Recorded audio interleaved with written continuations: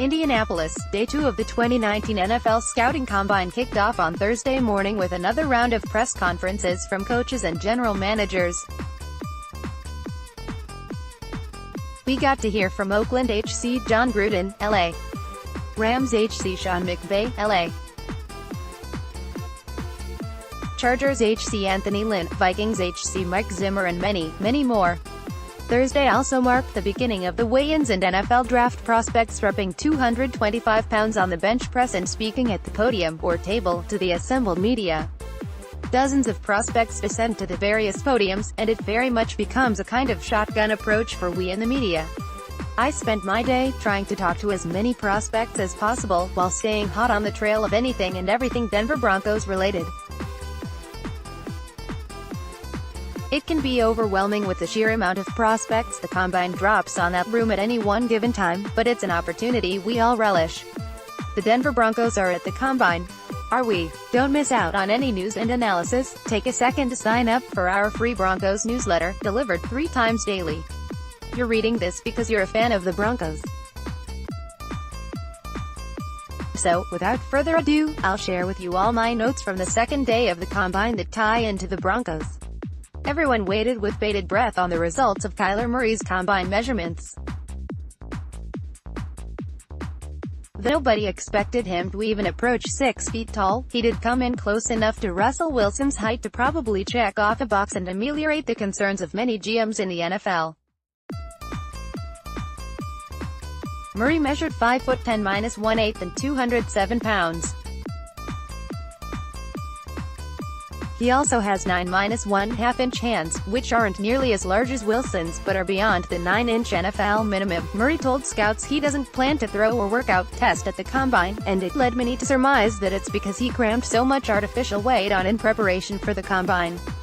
The thought is that 207 is way heavier than his natural playing weight, and he's not confident the new LBS wouldn't affect his throwing drills, so he'll wait until his pro day.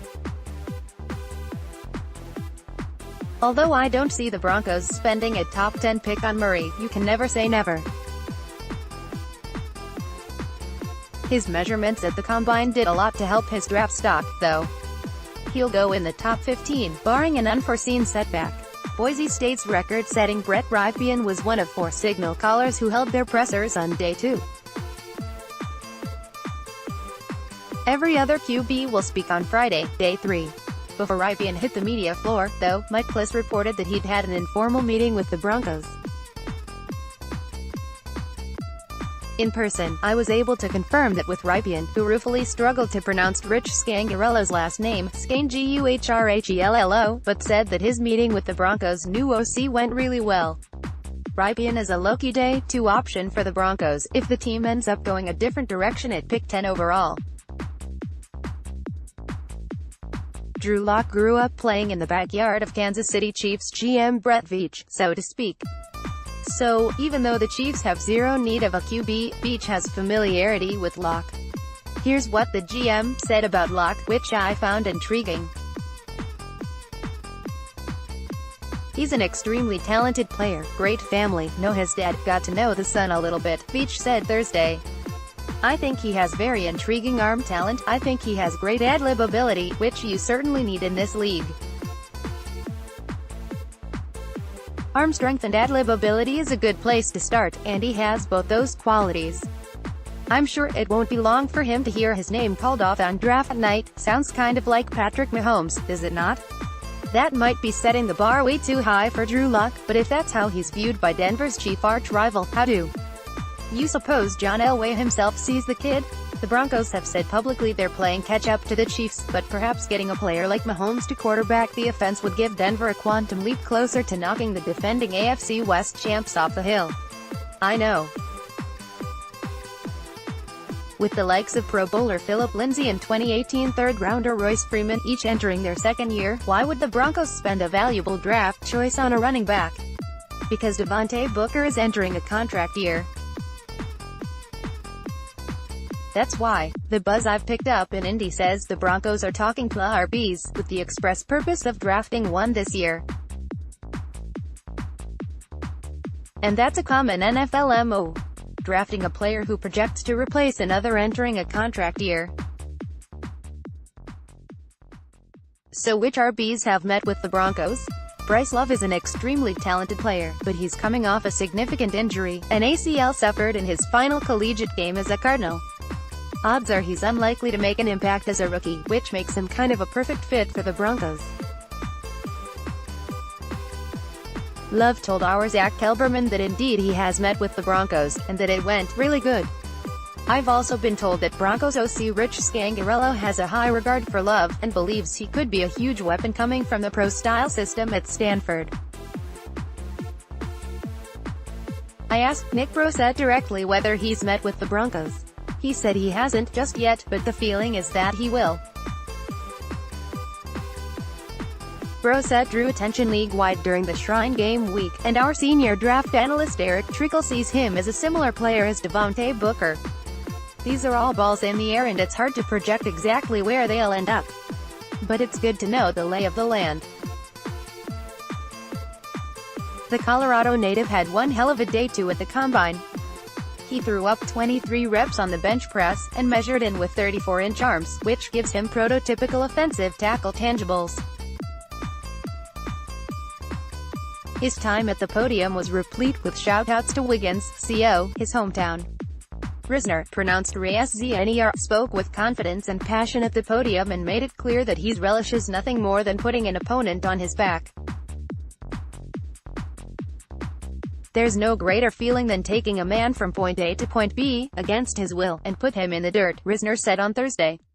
Every O-line coach in the NFL is going to want to draft this kid. Don't be surprised if the Broncos make a play for him, as Risner has experience playing at altitude, too. Risner called GM John Elway a legend, and said it would be awesome to play for the Broncos, the team he grew up watching.